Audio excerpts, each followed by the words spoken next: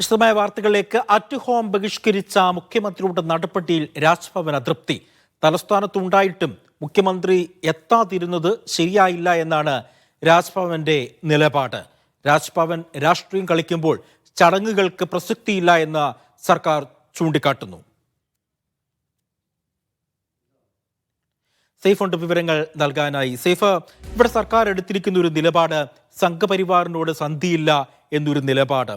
അപ്പോൾ അതിലൊരു വിട്ടുവീഴ്ചയും വേണ്ട എന്ന ഒരു നിലപാട് തന്നെയല്ലേ സംസ്ഥാന സർക്കാർ മുന്നോട്ട് പോകുമ്പോഴും? പ്രത്യേകിച്ച് രാജ്ഭവന് അതൃപ്തി എന്ന് പറയുമ്പോഴാണ് ഇങ്ങനെ ചോദിക്കാനൊരു സാഹചര്യം. അതെ, രാജ്ഭവന് അതൃപ്തി ഉണ്ടെങ്കിലും തങ്ങൾ ഒരു വിട്ടുവീഴ്ചയ്ക്ക് പോകേണ്ടതില്ല എന്നുള്ള നിലപാടിൽ തന്നെയാണ് സംസ്ഥാന സർക്കാർ ഉള്ളത്. അതിന് കാരണങ്ങൾ വിവിധ വിഷയങ്ങളാണ്.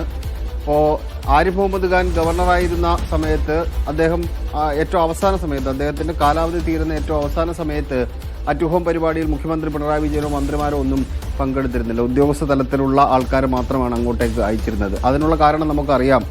അദ്ദേഹം തെരുവിൽ പോരാടിയിട്ടുള്ള ആളാണ്. പോരാട്ടം എന്ന് പറഞ്ഞു കഴിഞ്ഞാൽ തെരുവിൽ വിദ്യാർത്ഥികളുമായി അങ്ങോട്ടും ഇങ്ങോട്ടും കശപിശ ഉണ്ടാക്കുക, ഈ കോളേജിൽ നടക്കുന്ന പോലെ വിദ്യാർത്ഥികൾ തമ്മിലുള്ള സംഘർഷം ഉണ്ടാക്കുന്ന രീതിയിൽ ഗവർണർ റോഡിലിറങ്ങി പ്രശ്നങ്ങൾ ഉണ്ടാക്കുക എന്ന തരത്തിലേക്ക് കാര്യങ്ങൾ എത്തിച്ചേർന്നു. പലതരത്തിൽ സംസ്ഥാന സർക്കാരിനെ പ്രതിസന്ധിയിലാക്കാൻ വേണ്ടിയുള്ള തീരുമാനമെടുത്തു. ബില്ലുകളിൽ ഒപ്പിടാതെ ഇരുന്നു.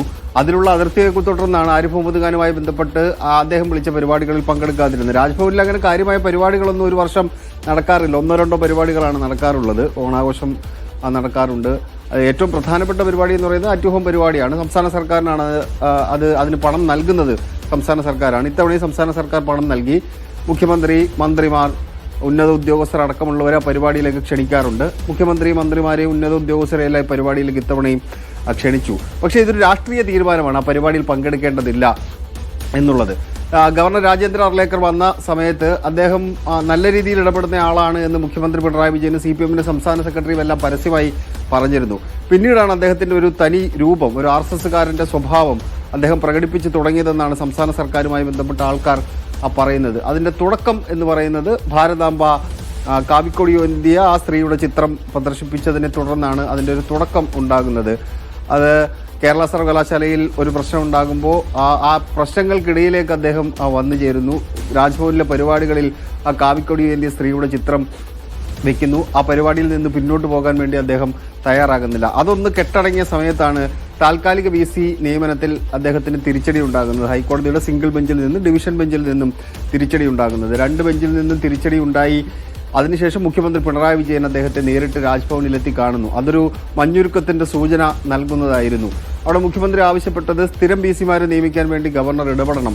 അതുപോലെ തന്നെ ഈ 2 സർവകലാശാലകൾ KTU ഡിജിറ്റൽ സർവകലാശാലകളിൽ സർക്കാർ നൽകുന്ന പട്ടികയിൽ നിന്ന് താൽക്കാലിക VCമാരെ നിയമിക്കണം. ഇതാണ് ആവശ്യമായി മുന്നോട്ട് വെച്ചത്. അദ്ദേഹം ഏതാണ്ട് അനുകൂലമായിട്ട് അദ്ദേഹം പ്രതികരിച്ചിരുന്നു.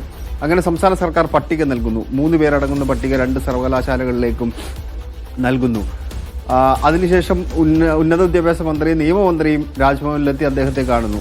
അപ്പോഴും അദ്ദേഹം പറഞ്ഞത് സ്ഥിരം VCമാരെ നിയമിക്കാൻ വേണ്ടി ഉള്ള ചർച്ചകൾ നിങ്ങൾ തുടങ്ങിക്കോളൂ, നമ്മൾക്ക് ഒരുമിച്ചിരുന്ന് ചർച്ച ചെയ്യാം എന്ന നിലപാടിലേക്ക് എത്തിച്ചേർന്നു. അതിന്റെ 2 ദിവസം കഴിയുമ്പോഴാണ് അദ്ദേഹം സുപ്രീം കോടതിയെ സമീപിച്ചുകൊണ്ട് സർക്കാരിന് ആരോടാണോ താല്പര്യമില്ലാതിരുന്നത്, സിസ തോമസിനോട്, ശിവപ്രസാദിനോട് സംസ്ഥാന സർക്കാരിന് ഒരു താല്പര്യവുമില്ല, ഇവരെ 2 പേരെയും വീണ്ടും VCമാരായി നിയമിക്കുന്നു. സുപ്രീം കോടതി വിധിയുടെ അടിസ്ഥാനത്തിൽ സ്ഥിരം VCമാരെ നിയമിക്കാൻ വേണ്ടിയുള്ള നടപടികൾ എടുക്കുന്നുമില്ല.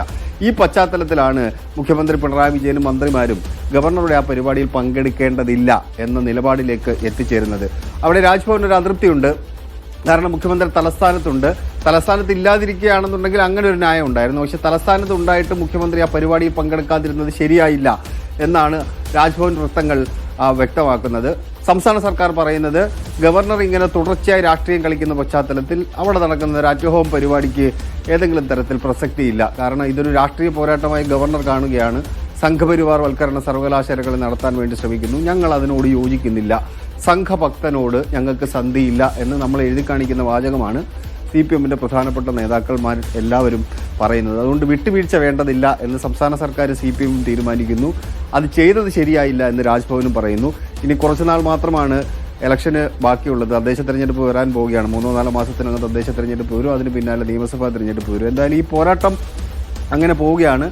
പ്രധാനപ്പെട്ട ചില ബില്ലുകളിൽ അദ്ദേഹം ഒപ്പിടാനുണ്ട്. ആ ബില്ലുകളിൽ അദ്ദേഹം ഒപ്പിട്ടിട്ടും ഇല്ല. അതെങ്ങനെ പോകും എന്നുള്ളത് വരുന്ന ആളുകളിൽ നോക്കിക്കാണേണ്ട ആ കാര്യമാണ് ജി.